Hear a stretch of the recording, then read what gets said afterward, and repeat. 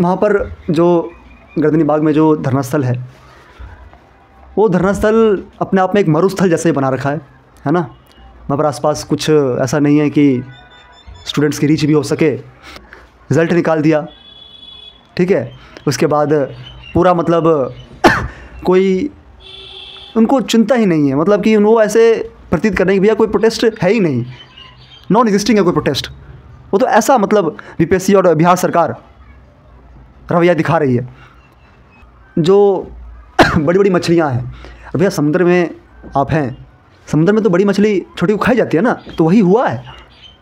खेसारी लाल यादव जी ने इस पर बहुत सही बोला है कि बचा के रखिए, नहीं तो पूरा मीडिया हाईलाइट्स वही चला जाएगा और आपकी आवाज़ें सुनी जाएगी, इसलिए मैं भी नहीं आ रहा हूँ। तो खेसारी ने इस मतलब इस चीज़ को सोचते हुए खेसारी लाल यादव जी ने बड़ा अच्छा अपना इस पर कॉमेंट करा है, तो वो बड़ा सही लगा मेरे को। तो ये जो पूरा बीपीएससी का मामला है, अब केवल बीपीएससी तक भी सीमित नहीं है, ये पूरी बिहार की ध्वस्त शिक्षा व्यवस्था जो है ना, उसके खिलाफ ही होना चाहिए। क्योंकि सुनने में ये भी आ रहा है कि भैया राजनीतिक दल इसके अंदर कूद गए, कुछ नए नए भी लोग उसमें कूदे हैं, तो इसलिए सरकार चाहेगी नहीं कि भैया अब उसके माध्यम से सॉल्व हो, तो इसलिए जो है अभी सॉल्व नहीं होगा, क्योंकि उसको क्रेडिट मिल जाएगा तो चुनावों में फिर वो बेनिफिट उठाएगा। तो ये सब पूरी बातें हो रही है और कहीं ना कहीं कि बहुत मेजर फैक्टर है। नमस्कार साथियों, मैं रौनक कुमार।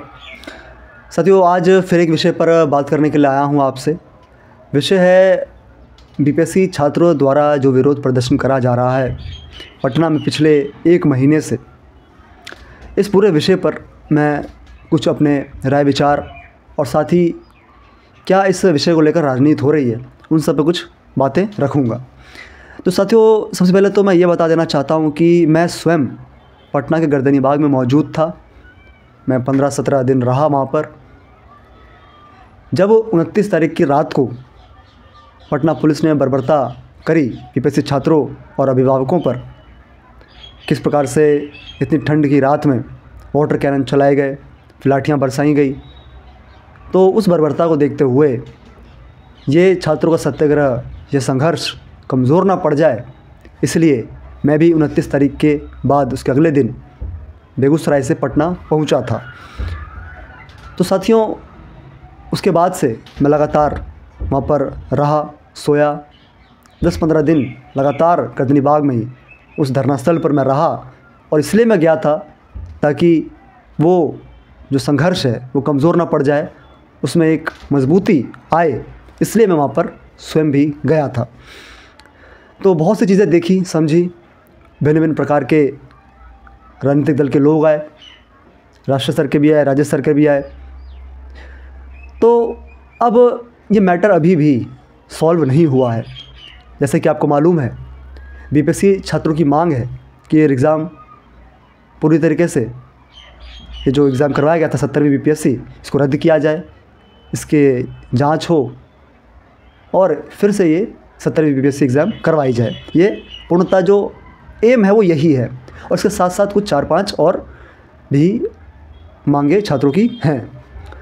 तो वहाँ पर जो गर्दनी बाग में जो धरना स्थल है, वो धरना स्थल अपने आप में एक मरुस्थल जैसे ही बना रखा है ना। वहाँ पर आसपास कुछ ऐसा नहीं है कि स्टूडेंट्स की रीच भी हो सके। स्टूडेंट्स वहाँ पर आते भी है तो उनका एक अच्छा खासा मतलब खर्चा बढ़ जाता है कि आना जाने दूर से, और वो जानबूझ के ऐसा क्षेत्र बनाया गया है पटना में प्रोटेस्ट साइट के लिए कि व्यक्ति कितने ही समय तक बस बोलते रह जाएगा, किसी के कान में जो तक नहीं रहेंगे की।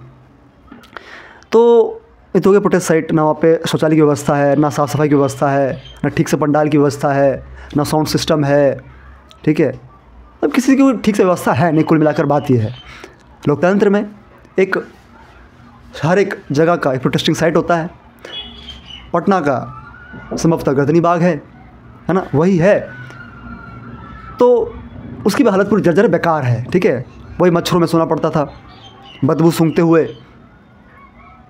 सामने सड़क पर गाड़ियाँ पूरी चलती रहती हैं, चालू सड़क है, बगल में थाना है, महिला थाना, अनुसूचित जाति जनजाति वाला थाना है, अस्पताल है गर्दनी बाग का, वो है, वो तो खैर बंद था अस्पताल तो।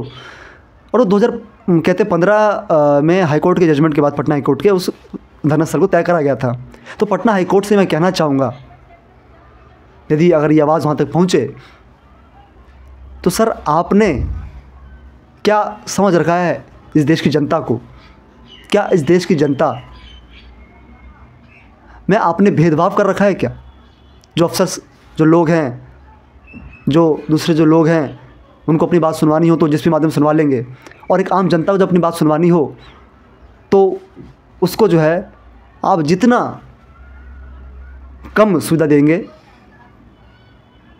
आप उतना उसको जो है दबा पाएंगे। यही करने का मुझे लगता है उद्देश्य कहीं ना कहीं आपका, क्योंकि आप ऐसे जगह को त्याग कर रहे हैं जो प्रोटेस्टिंग साइट के लायक नहीं है। सबसे पहले तो अगर उसको आपने तय करा है तो वो सब चीज़ें मुहैया होनी चाहिए। शौचालय की व्यवस्था, साफ़ सफाई, पंडाल की सही व्यवस्था, साउंड सिस्टम, पोस्टर बैनर लगाने की ठीक से व्यवस्था, कुछ नहीं है, कहीं भी बना दिया। मतलब सबसे पहले तो धरना स्थल की मैंने बात कर ली। अब अगला जो पॉइंट है वो ये है कि ये जो पूरा मामला है इसमें राजनीति जिस प्रकार से हो रही है, और उसी के कारण ही कहीं ना कहीं ये मामला और इतना लंबा खिंच चुका है। और अब इसमें हमें जब तक और मतलब आक्रामक रूप से योगदान नहीं देंगे ना तो ये मामला होने नहीं वाला है।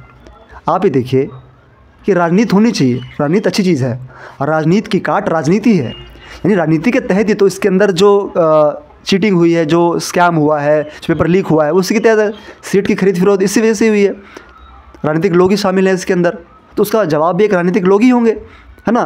तो वो ज़रूरी है, पॉलिटिक्स की काट पॉलिटिक्स है, वो चीज़ है, परंतु गुड पॉलिटिक्स के तहत करा जाए ना।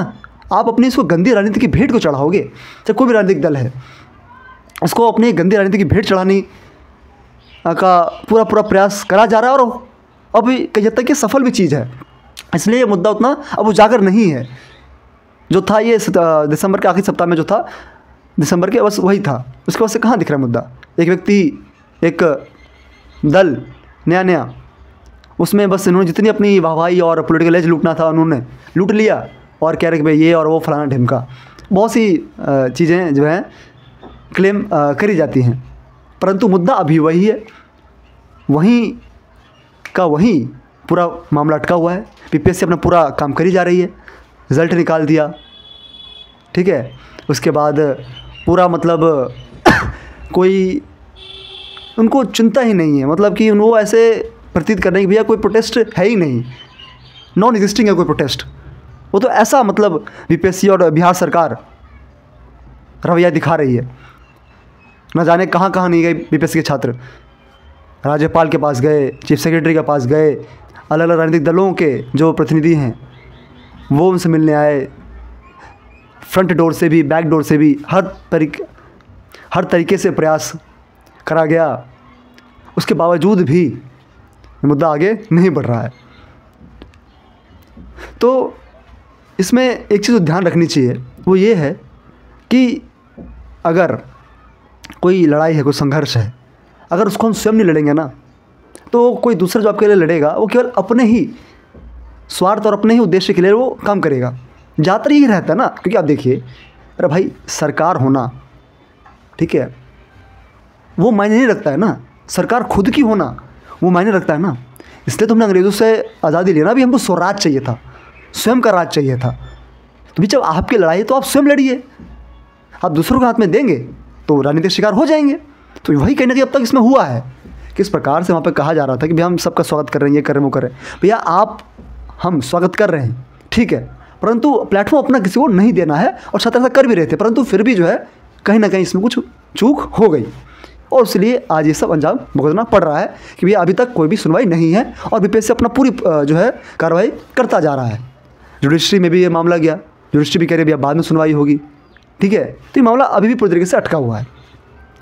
तो अब इस मामले में मजबूती तभी आएगी जब सब फिर एक होकर इसमें अपना योगदान देंगे, साथ देंगे, और जो बड़ी बड़ी मछलियाँ हैं, भैया समुद्र में आप हैं, समुद्र में तो बड़ी मछली छोटी को खाई जाती है ना, तो वही हुआ है। खेसारी लाल यादव जी ने इस पर बहुत सही बोला है कि बचा के रखिए, नहीं तो पूरा मीडिया हाईलाइट्स वही चला जाएगा और आपकी आवाज़ें सुनी जाएगी, इसलिए मैं भी नहीं आ रहा हूँ। तो खेसारी ने इसमें मतलब इस चीज़ को सोचते हुए खेसारी लाल यादव जी ने बड़ा अच्छा अपना इस पर कॉमेंट करा है, तो वो बड़ा सही लगा मेरे को। तो ये जो पूरा बीपीएससी का मामला है अब केवल बीपीएससी तक भी सीमित नहीं है, ये पूरी बिहार की ध्वस्त शिक्षा व्यवस्था जो है ना उसके खिलाफ ही होना चाहिए और इसको उस तरीके से अब मॉडिफाई करके भी आगे बढ़ाना चाहिए। बिहार की जो बर्बाद शिक्षा व्यवस्था है, उसकी जो पूरी धूमिल छवि है, वो इस वजह से ये भी इस तरह की चीज़ें होती हैं। मध्य प्रदेश के व्यापम स्कैम कितने सालों से चल रहा था, बाद में उजागर हुआ। इस तरीके से बिहार को भी इस शिक्षा माफी से बचाने के लिए सब एक होकर लगेंगे, तब जाकर ये हो पाएगा और लोग अपना नेतृत्व तय करें। छात्र की लड़ाई तो छात्र स्वयं आए, युवा खुद आए, युवा खुद सक्षम बने भाई कि आप लड़ाई खुद लड़ो, युवा खुद लड़े।